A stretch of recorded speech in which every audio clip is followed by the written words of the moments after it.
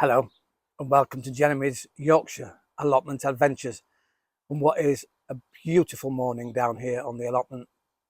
The birds are singing, the sky's blue yet again. It's going to be another beautiful day. Sit back, relax, put your feet up, come on, have a cuppa and enjoy today's show.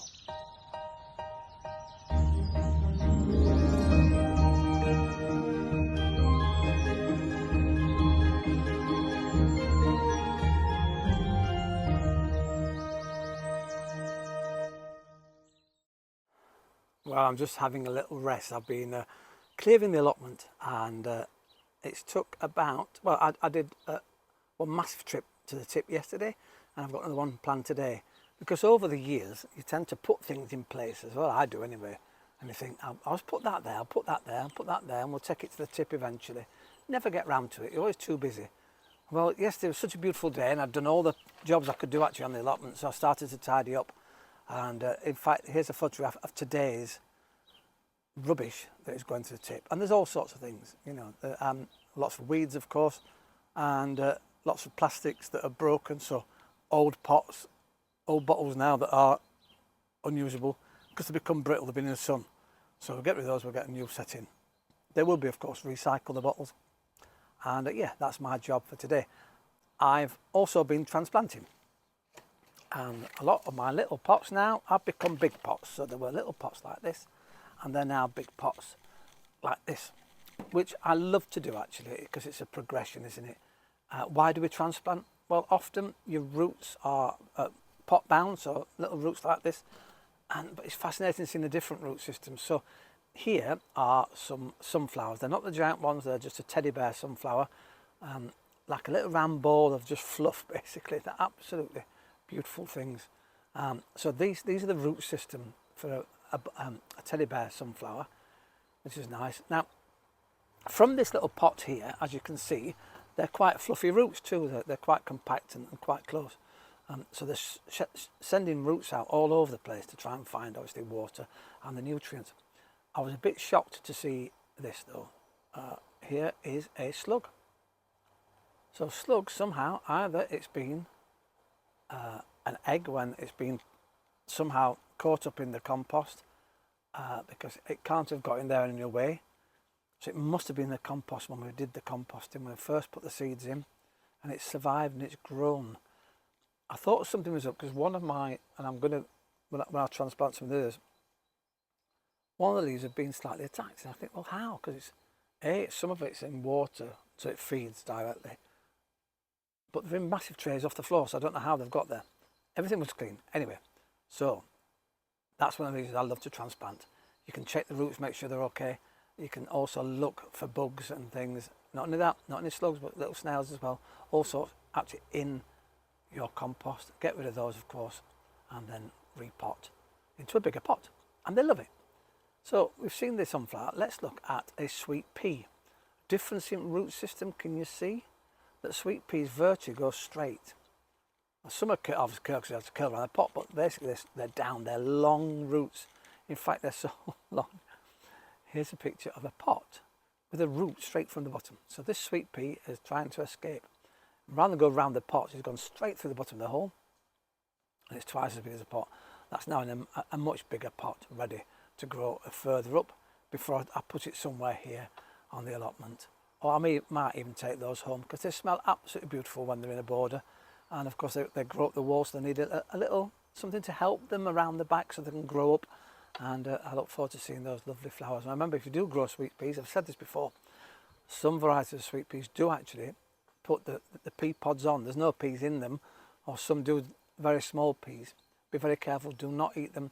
If you've got small children, make sure they don't eat them, even when they're playing with them or going near to smell them. Don't eat them because they are poisonous. They're no good to us. So be careful with sweet pea pods. Label them up properly so that you know, because they do, obviously, because they're part of the pea varieties and family, then they'll look like peas, although they're not. And also they get beautiful, beautiful colours on them, whereas peas are generally white, aren't they? So anyway, keep an eye with your sweet peas. I love as well with this sweet pea, look, the seed is still attached. And you can see And so that's one, so that's your sweet pea. Now, whilst I was emptying a pot, one of the smaller ones, nothing was growing at all. I thought, oh, we'll just carefully, I tipped out the soil, and look, a burgeoning little seedling coming. It may be a bit out of focus, but you can see the bottom end, the green shoot. Well, that's going to become obviously the leaves, and there's a white shoot coming from the top. So obviously white will become the roots and the green will head towards the sunshine. I've put it not very deep back in the pot on its side, so hopefully it will grow the right way. And yeah, it'd be nice to see that one coming out. Oh, isn't it lovely to sit here in the sun? Almost. It will be here very shortly, I promise. It's been here, it's now hidden by a tree, and it'll come back in about half an hour or so. But yeah, so lovely. Well, cheers. As part of my tidy up on the allotment, more bindweed, as you can see at my feet, in fact here's a photograph. It's about 1 metre square, this part, and that bit of bindweed came out of this patch here, and that's nowhere near 1 metre square. It wasn't very deep at all, and as you can see where my spade is, that's about half my spade depth, because underneath here there's a row of bricks, but they're not just a row of bricks, they're higgledy-piggledy, they're piled on top of each other. Maybe it was a path at one time.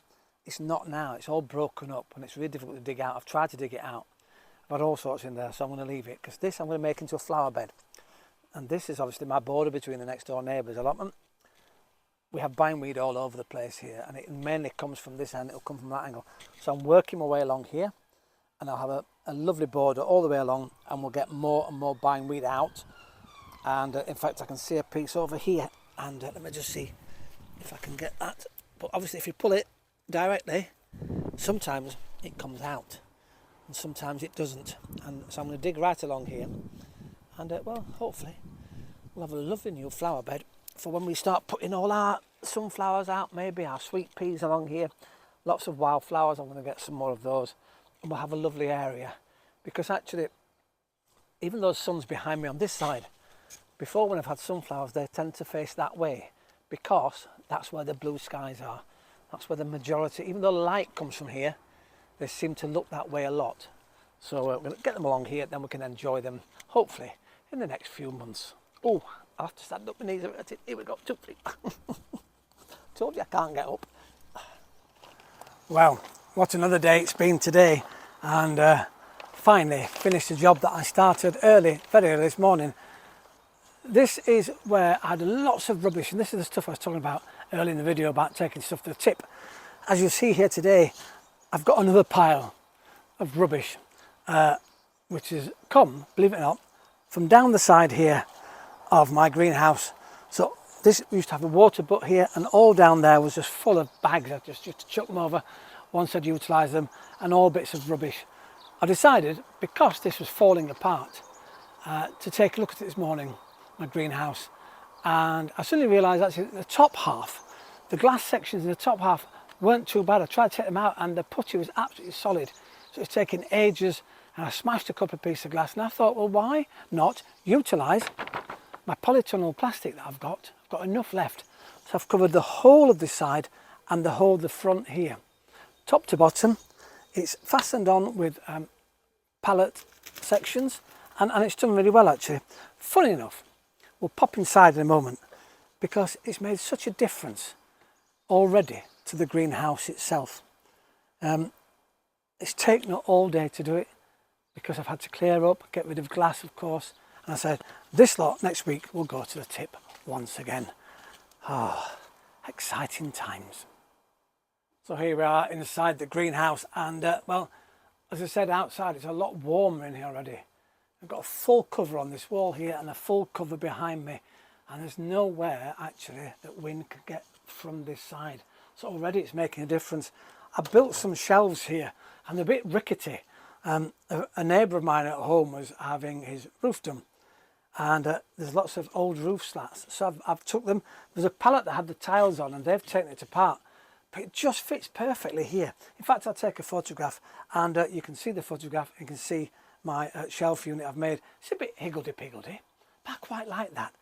Very useful. Can actually put things on here, and yeah, it'd be really, really useful to have.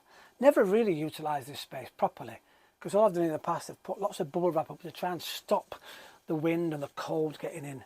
Well, that's made a difference already. As I said, this is my shelf unit here, and it's brilliant, really. And also, let's get the trumpets out and the flags. I've actually put my tools on the wall. I've got some screw hooks, and we've actually, so I can now get to things really, really easily, not piled on top of each other. It's been such a good day. Well, once again, thank you very much for watching Jeremy's Yorkshire Allotment Adventures. Thanks for your comments. It's really lovely to hear what you're up to in this growing season. And well, the weather here in the UK might be okay in the next few days, but it's going to drop. We've had temperatures today of 22 degrees. Absolutely amazing. 18, 19 in the last few days. 22 degrees down here on the allotment. Been really nice. Although it started to cloud up later on. The temperature is slowly dropping now. And we may get some rain next week, which is brilliant. Absolutely brilliant, because some of my water butts are empty. I've moved one of the water butts, so that needs more water in it. And well, it's great. Isn't it exciting this time of year when everything's springing up? I'll see you once again here on Jeremy's Yorkshire Allotment Adventures. Ta-ra for now.